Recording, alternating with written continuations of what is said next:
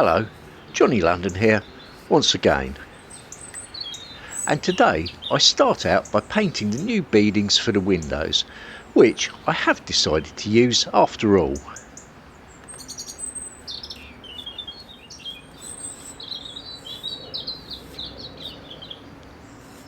They're fiddly and a bit messy to paint. Well, those have had a second coat, and so have those.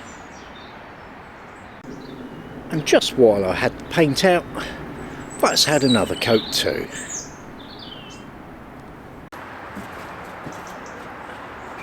I've got so much scrap wood in here, there's barely room to move. But I don't want to keep it outside in the wet, if I can help it. So it's a question of moving things around as needed. Well, I'm just moving things around a bit in here because what I want to do next is I want to hook up the power. I'm going to put it back where I had it before, so one socket either side. That should be adequate, and of course I've only got a limited amount of supply cable coming down here anyway, so I need to sort of work within what I've got. Just looking at these actually, might do something with those later, sort of waney edge stuff, maybe do some shelves, who knows. Yeah. There's a blooming slug in there. I set about preparing the electrics for the reinstall.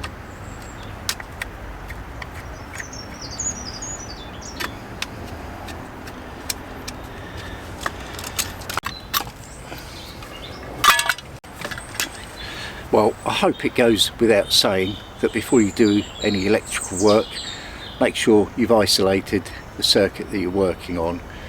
I've got RCDs and MCBs all on my consumer unit in there, so I've turned off this circuit, and of course if you don't know what you're doing, don't even attempt it. But me, well, I'll take my chances.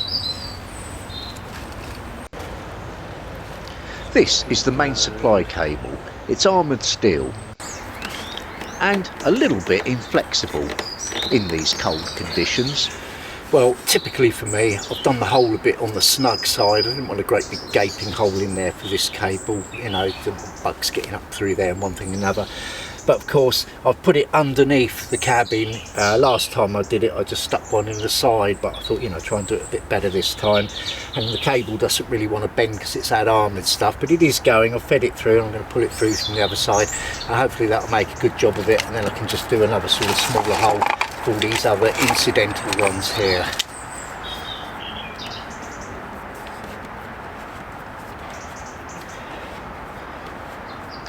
With a little bit of patience, it goes in just fine.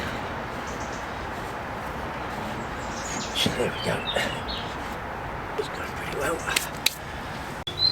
Oh, it's a bit cramped, but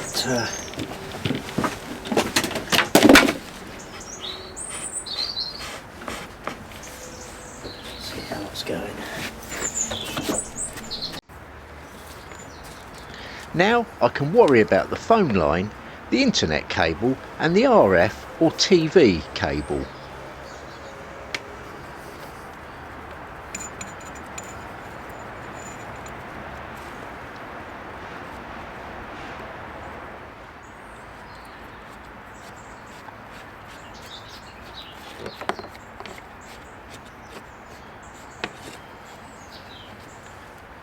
That doesn't look very good, does it?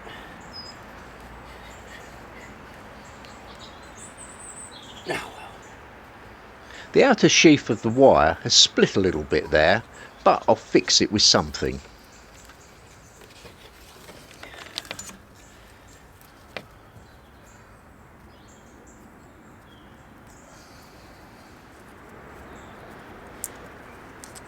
This one I put tape over the bare ends to make it easier to feed through. But again, the hole is quite snug.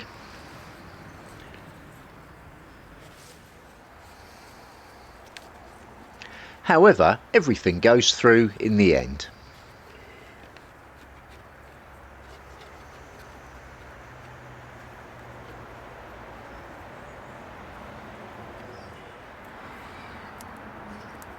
I tape up that split in the cable. No bodging, well, a bit maybe.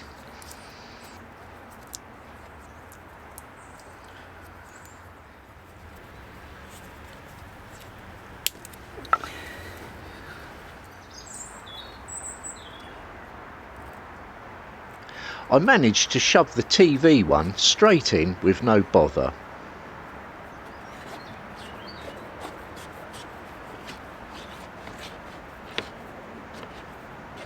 All of these were here before, in case you were wondering.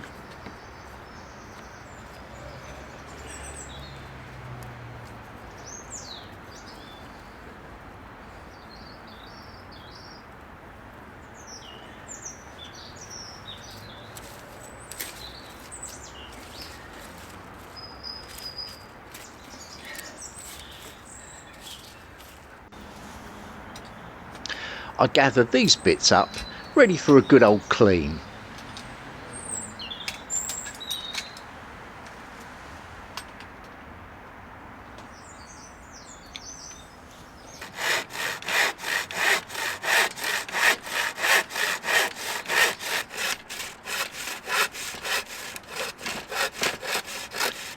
And make up new back panels.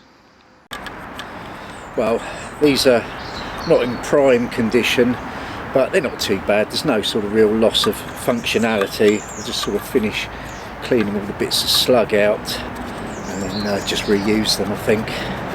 Save having to muck around going to get more. Here I'm affixing the sockets for TV, mains and phone. The phone is pretty much redundant now, but I might want it for something later on.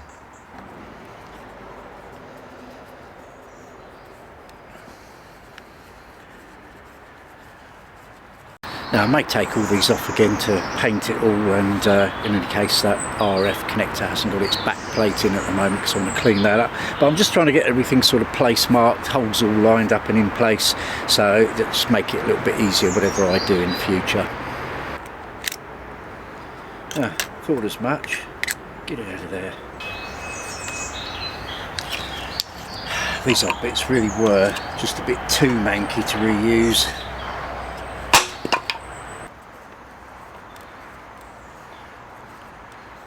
This panel goes on the other side, and it's just got the mains on it for now.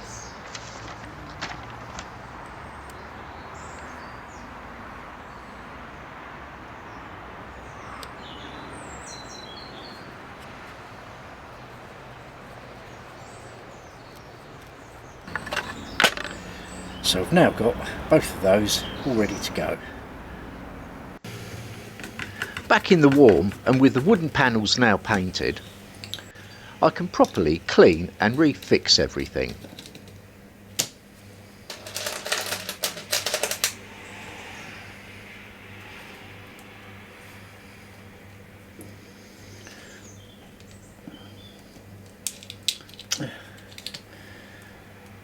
This one's a bit fiddly.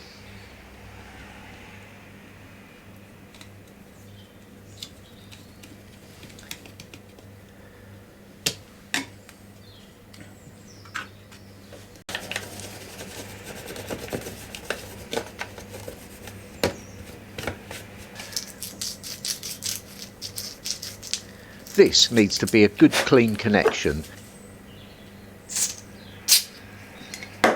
The RF is quite a fragile signal.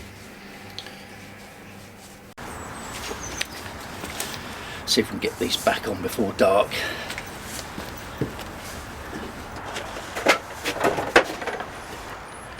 Fixing the panels on is of course the easy bit.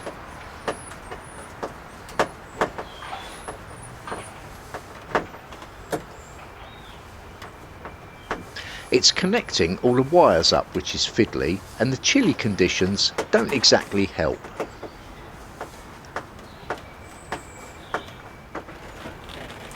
I've just quickly painted behind that bit as well, so that's done.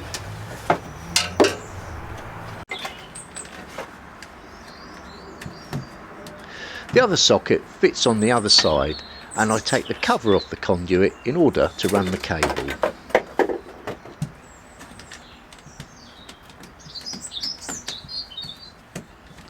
It's not done as a ring main or anything, just the spur off of the first socket, which in turn comes from its own MCB on the consumer unit indoors.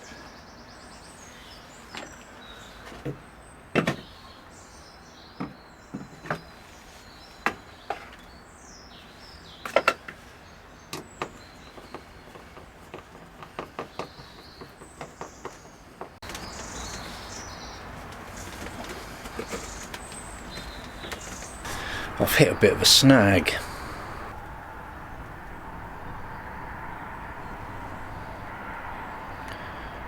How did that happen? See you next time.